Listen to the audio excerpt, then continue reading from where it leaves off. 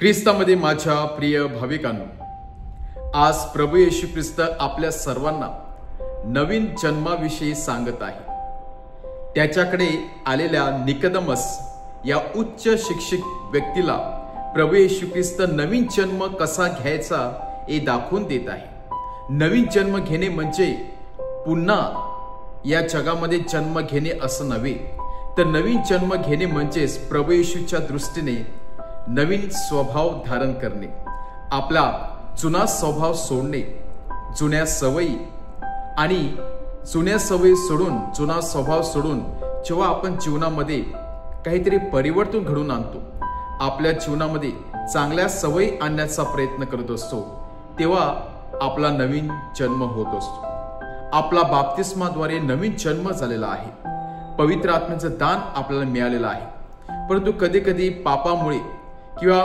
पापरहित जीवन जगल्यामुळे आपण या पवित्र आत्म्याला खंत करत असतो आणि आपण जुना स्वभाव आपल्या अंतःकरणामध्ये ठेवत असतो, जुन्या सवयी आपण अवगत करण्याचा प्रयत्न करत असतो आणि म्हणूनच आपण हाडामांसाचे असल्या कारणानं आपल्याला अधिकाधिक पापाकडे आकर्षित करून घेत असते। आणि म्हणून प्रभू येशू ख्रिस्त सांगत आहे, स्वर्गामध्ये आणि देवाच्या राज्यामध्ये प्रवेश करण्यासाठी आपल्याला पवित्र आत्म्याची गरज आहे, आपल्याला नव्या स्वभावाची गरज आहे आणि आपल्याला परमेश्वराचं मूल बनण्याची गरज आहे। मग आपल्याला नवीन जन्म घेताना काय होत असते? नक्की आपण परमेश्वराचे मुले, परमेश्वराचे कन्या बनत असतो। नवीन जन्म आपल्याला परमेश्वराकडे घेऊन जात असतो।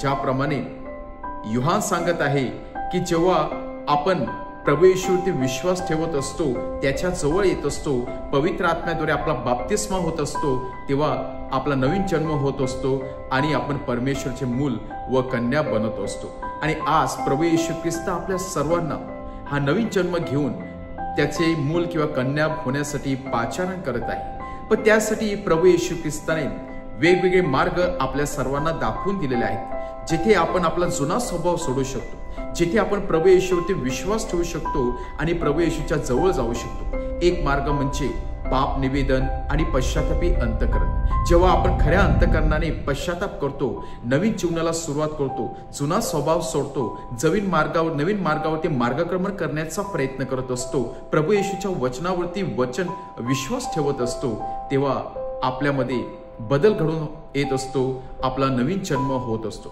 त्याचप्रमाणे पवित्र मिसामध्ये सहभागी होऊन प्रभू येशूच्या या भोजनावरती आणि प्रभू येशूच्या दुःख आणि मरणावरती विश्वास ठेवून मनन चिंतन करून आपण देखील नवीन जन्म स्वीकारत असतो। आणि जेव्हा आपला नवीन जन्म होत असतो, तेव्हा पवित्र आत्म्याद्वारे आपण परमेश्वराचे मूल बनत असतो, परमेश्वराचे कन्या बनत असतो। आणि प्रत्येक क्षणाला प्रभू येशू ख्रिस्त हे मार्ग आपल्यासाठी उघडे करून किंवा मोकळे करून देत असतो, परंतु कधी कधी आपण त्याचा फायदा करून घेत नाही, आपण आपल्या जुन्या स्वभावाकडे जाण्याचा प्रयत्न करत असतो।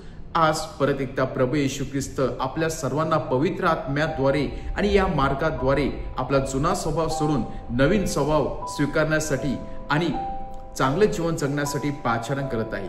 आपल्या सर्वांना नवीन जन्म घेण्यासाठी पाचारण करत आहे आणि नवीन जन्म घेणे हे सर्वांसाठी परमेश्वराने एक सुवर्ण संधी दिलेली आहे। या सुवर्ण संधीचा आपण नक्कीच फायदा करून घेऊया।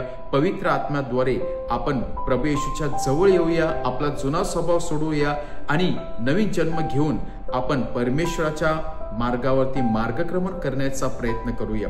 आणि नक्कीच परमेश्वर आपल्या सर्वांना पवित्र आत्म्याद्वारे सामर्थ्य पुरवून त्याच्या या राज्यामध्ये कार्य करण्यासाठी कृपा व शक्ती देईल। आमेन।